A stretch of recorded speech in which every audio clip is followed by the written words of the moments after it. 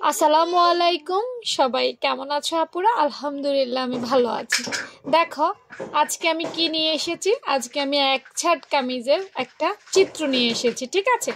তো কিছু টিপস দেব আমি একটু শোনো টিপস বলতে আমাদের মধ্যে কিছু ভুল ধারণা আছে বা আমরা একটা ড্রেস থেকে আরেকটা ড্রেসে কনভার্ট করতে পারি না ঠিক আছে কিভাবে সহজে একটা ড্রেস থেকে আমরা আরেকটা ড্রেসে কনভার্ট করব এই কথাগুলোই আমি তোমাদেরকে খুব সহজেই বলবো যাতে করে তোমরা একটা কামিজ বানাইতে পারলে আরেকটা পোশাকও বানাইতে পারবে আচ্ছা এটা হচ্ছে কি এক ছাট কামিজ কাকে বলে আমরা যদি ওইটা শিখতে যাই তাহলে প্রথমেই দেখব এক ছাট কামিজ হচ্ছে সেই পোশাকটা যেই পোশাকটা কামিজের মতো গলা কাঁধ মোহরা বডি লাইন পেট লাইন সবকিছু ঠিক থাকলেও শুধুমাত্র কোমর লাইনে কামিজে যে দুই পাশে ফাড়া হয় ফাড়া বলি আমরা সাইড ফাড়া বলি কামিজের যে সাইড ফাড়া বলি এই সাইড ফাড়াটা হয় না একটু লম্বা হবে আর কি নিচের একটু ঘেরটা দিতে হবে না হলে আমরা হাঁটতে পারবো না পায়ের মধ্যে আটকে যাবে কারণ দুপাশ যখন বন্ধ হয়ে যাবে সাইড ফাড়ার তখন কি হবে আটকে যাবে এই ধরনের কামিজকে আসলে এক ছাট কামিজ বলে সোজা সাপটা বলতে গেলে যেটার সাইডে সাইড ফাড়া হয় না বন্ধ হয় ঠিক আছে সেটাকে আমরা এক ছাট কামিজ বলবো এখন একটা কামিজ ঠিক যেভাবে করে একটা এক ছাট কামিজও সেভাবেই তুমি মেজারমেন্ট নিবা শুধুমাত্র আমাদেরকে কিছু জায়গায় যদি তুমি কিছু টেকনিক অ্যাপ্লাই করতে পারো তাহলে তুমি পারবে বানাতে মনে করো তুমি কামিজ পারো অন্য কিছু পারো না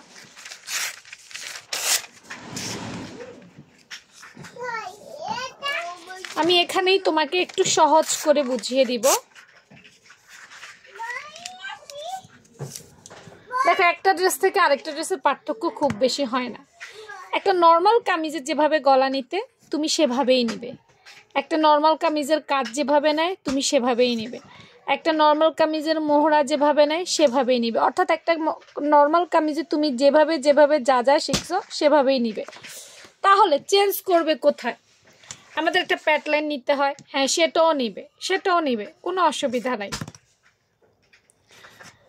আমাদের মূল চেঞ্জটা হয় ফাড়া লাইন থেকে এইখানে ফাড়া লাইন বা কোমর লাইন যে অংশটা সেখান থেকে আমাদেরকে চেঞ্জ করতে হবে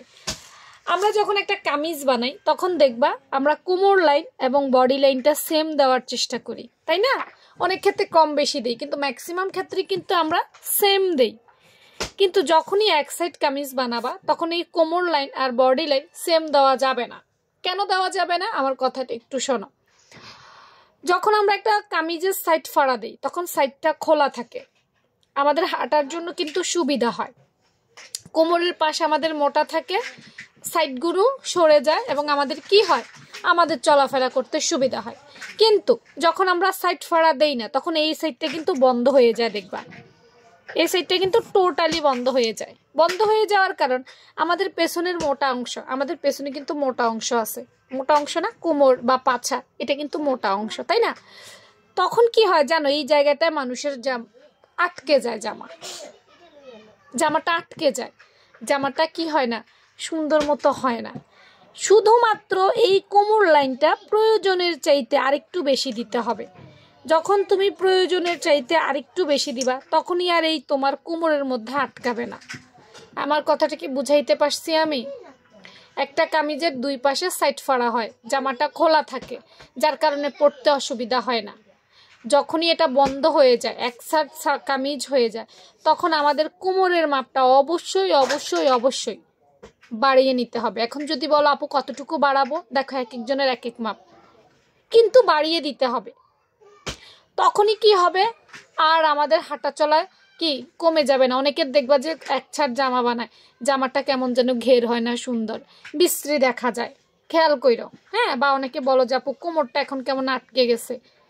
তো যখনই কোমরের মাপটা বাড়াই দিবা তখন ওই যে সাইড ফাড়ার জিনিসটাই তোমার কাজে লাগবে জামা টাইট হবে না বা কোমরের অংশের ভাঁজ বোঝা যাবে না শেপ বোঝা যাবে না একদম সুন্দর পরিপাটি একটা ড্রেস হয়ে যাবে তো ভালো থেকো সবাই এই ছোট্ট টিপসটাই তোমাদেরকে দিতে চেয়েছি কারণ এই জামাটা অনেকেই বানাও সুন্নতি পোশাক হিসেবেও ব্যবহার করে থাকো ঠিক আছে এ ধরনের টিপস পেতে অবশ্যই পেজটা ফলো রেখো ভালো থেকো সবাই আল্লাহ হাফেজ